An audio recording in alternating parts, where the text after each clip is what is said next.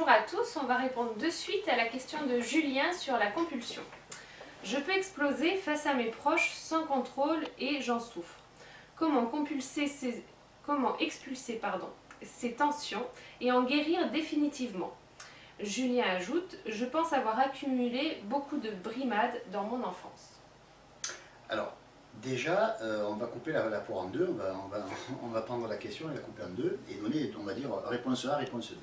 Alors, réponse A, déjà, ce que j'aurais aimé faire, c'est donner, on va dire, l'historique d'une compulsion, expliquer ce que c'est un schéma, et pourquoi il y a des schémas qui sont compulsifs et d'autres qui ne le sont pas. Bon. Et la différence entre les deux, si on a le temps. Déjà, on parle de schéma compulsif. Que veut dire le mot compulsif? Ça veut dire avec pulsion, ou qui nous pousse à. Donc une personne qui va vous répondre vertement, qui va dire « tu m'emmerdes » par exemple, c'est une personne qui a une réponse compulsive, qui a une réaction compulsive. Elle n'a pas fait exprès, au moment où elle l'a fait, peut-être elle s'est mise de suite à le regretter, mais c'est trop tard, elle a compulsé, comme on dit, c'est-à-dire qu'elle a eu un mouvement qu'elle n'a pas pu arrêter. Bon. D'où vient la compulsion? Un schéma, on sait ce que c'est une programmation mentale. Bon. Maintenant, pourquoi les schémas ne sont pas tous compulsifs? Et ceux qui sont compulsifs, qu'est-ce qu'ils ont de plus ou de moins? Bon. Alors, un schéma compulsif, c'est quoi finalement? C'est une programmation mentale dont on ignore tout. C'est-à-dire qu'on ne sait pas, mais on ne sait vraiment pas, on a beau chercher, on se casse les dents, on ne sait pas l'origine, ni la cause, on ne sait pas pourquoi on a ce schéma.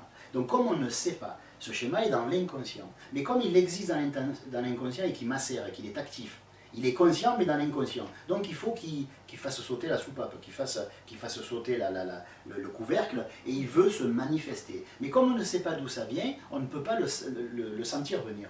Par exemple, quelqu'un qui sait qui s'énerve facilement, c'est un schéma, mais il le sait. Donc quelqu'un qui vient le chercher va dire « bon, je ne vais pas répondre, sinon je sens que je vais m'énerver ». Et il peut le voir venir, l'énervement, ou du moins le sentir venir. Mais là, quand c'est un schéma compulsif, qu'on ne sait pas quel est le déclencheur, parce qu'on ne sait non seulement pas d'où ça vient, l'historique du schéma, on ne sait pas le contenu du schéma, c'est-à-dire ce qu'il énonce, et on ne sait pas quels sont les boutons. Autrement dit, quel est le révélateur et le déclencheur extérieur? Ça fait qu'on ignore tout, sur les trois niveaux qui font qu'un schéma devient conscient, ben on ignore tout. Bon. Donc la compulsion vient du fait qu'un schéma est inconscient. Dès qu'on rend conscient, ne serait-ce qu'un petit peu, un schéma, autrement dit qu'on commence à comprendre d'où il vient, son historique, ou alors son contenu, ou alors quels sont les mots-clés. Par exemple, on ne sait pas d'où il vient, on ne sait pas son contenu, mais on sait que chaque fois qu'on voit Gontran arriver, il nous énerve. Donc on sait que Gontran, on va l'éviter. Donc on a une toute petite maîtrise. Voilà. Plus on sait de choses, il y a trois choses à savoir, comme je l'ai dit, l'historique, c'est-à-dire l'origine, le contenu, qu'est-ce que ça raconte, alors je m'énerve que quand il se passe ça, et quel est le déclencheur extérieur. Voilà, c'est les trois niveaux de la compulsion. Quand on ne connaît aucun de ces trois niveaux, la compulsion est totale. On est en danger parce qu'on ne peut pas se retenir. On peut en souffrir. On se voit en train, on a envie de gifler une personne qu'on adore par ailleurs. On a envie d'étrangler quelqu'un qui est notre propre enfant, etc. C'est ça la compulsion. C'est parce qu'on ignore totalement d'où ça vient, qu'est-ce qui se passe, pourquoi, comment, etc.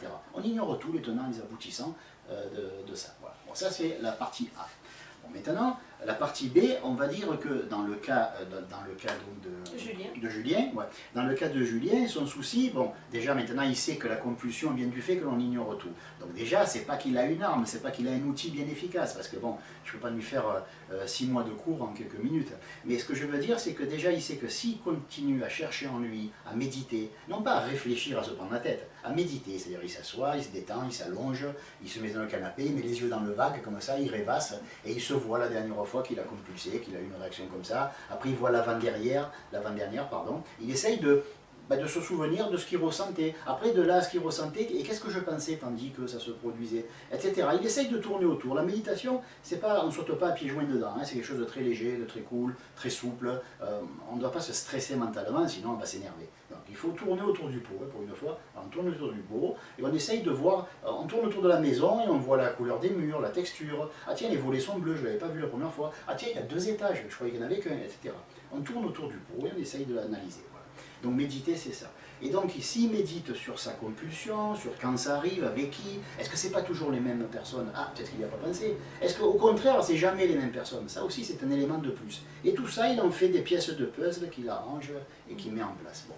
Et un jour, il verra, il comprendra d'où ça vient. Et quand il aura au moins une réponse sur 3, et même si possible 2 réponses sur 3, Par exemple, pas l'origine, parce que si c'était à 2 ans que la compulsion s'est installée, le pauvre, il va avoir du mal à se rappeler, ou 6 mois. Bon, mais même s'il sait simplement quel est le révélateur extérieur, par exemple, c'est Gontran. Chaque fois que je vois Gontran, ah, mais Gontran est un ami de ma mère. Et ma mère, plus jeune, je me rappelle qu'elle m'avait fait, ah tiens, hop, association d'idées, etc. Bon, on arrive un petit peu à savoir ce qui s'est passé. C'est Gontran parce qu'il nous rappelle notre mère qui est décédée, on a voulu lui dire quelque chose, on n'a pas pu, ça nous a énervé, et dès qu'on voit Gontran, pouf, on repense à maman qu'on n'a pas pu, voilà.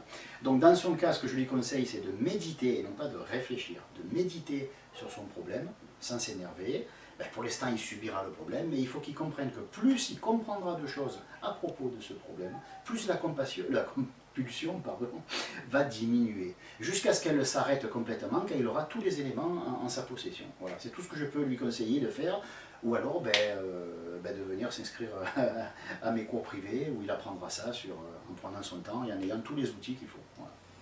Merci pour ta question et à bientôt.